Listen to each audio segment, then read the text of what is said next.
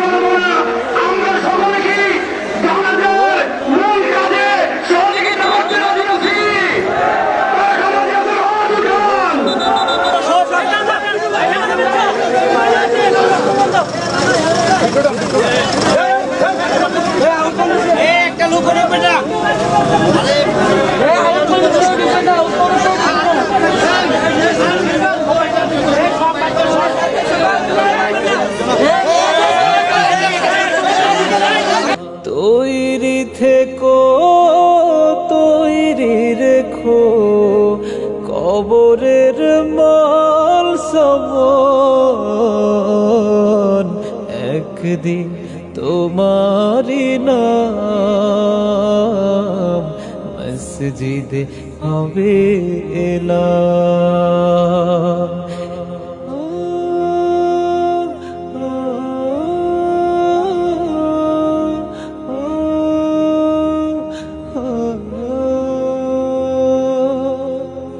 একদিন তোমাকে পরিয়ে কাফন, সঙ্গী সজন করবে দাফন। তুমি এখনো নামাজ পড়ো না, হঠাৎ চলে এখনো তুমি মসজিদে ঢুকতে পারো নাই।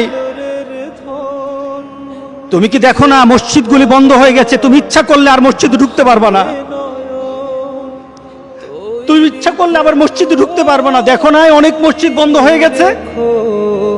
সুন্নতি আমলি মন,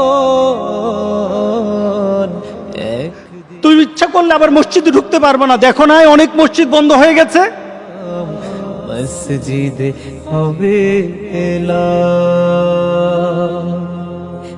একদিন ফোন দিলেই এখানে আসা পড়ছে। এই রুমটার মধ্যে বসে অনেক গল্প করছেন আমার আব্বুর সাথে। আমার আব্বু অনেক কিছু করতে আমার আব্বুর অনেক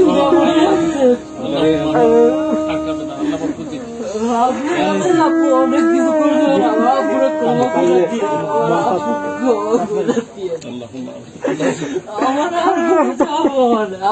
আমার আব্বুর ক্ষমাটাই খালি চাবো, আর কিচ্ছু।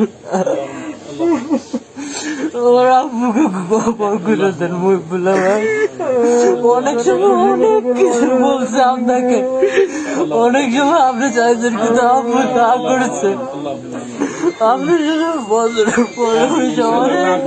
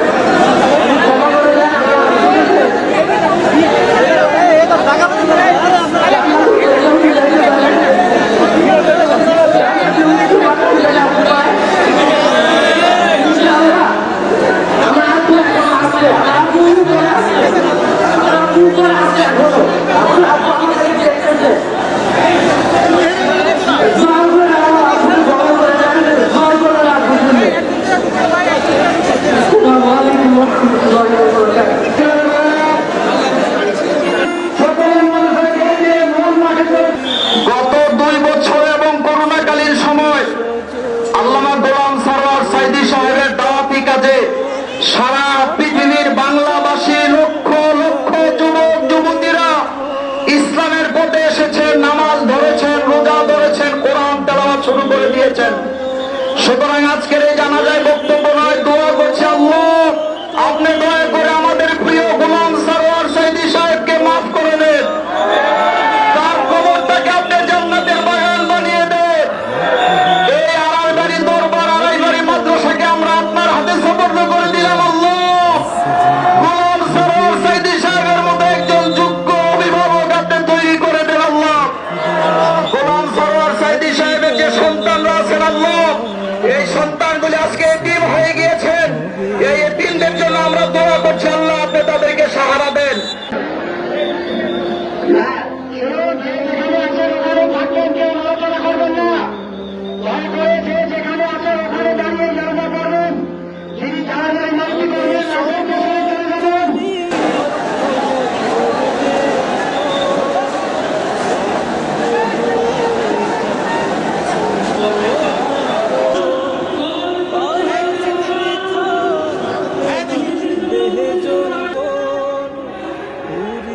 বসন্ত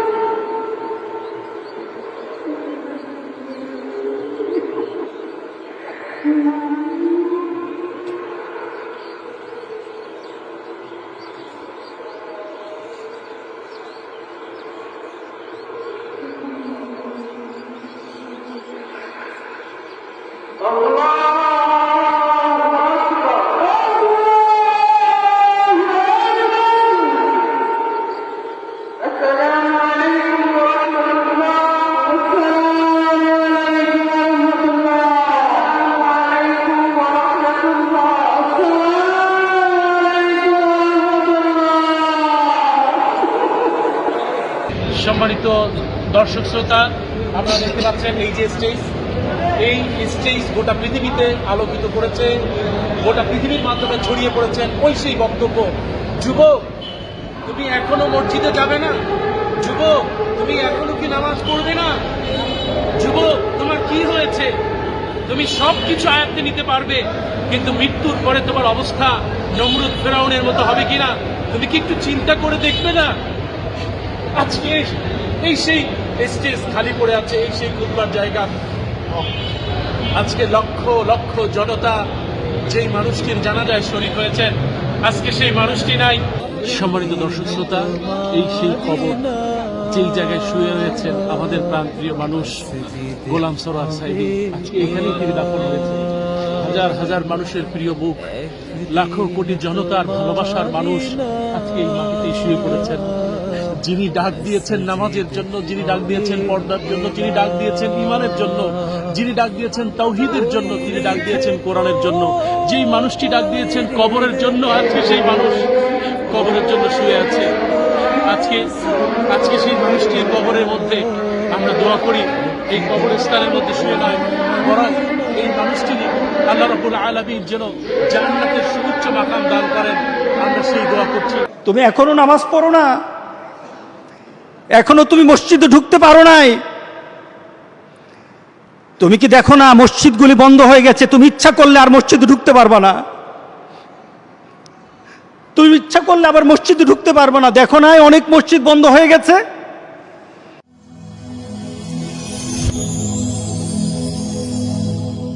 Rose TV 24. Enjoy by listening to the Holy Quran.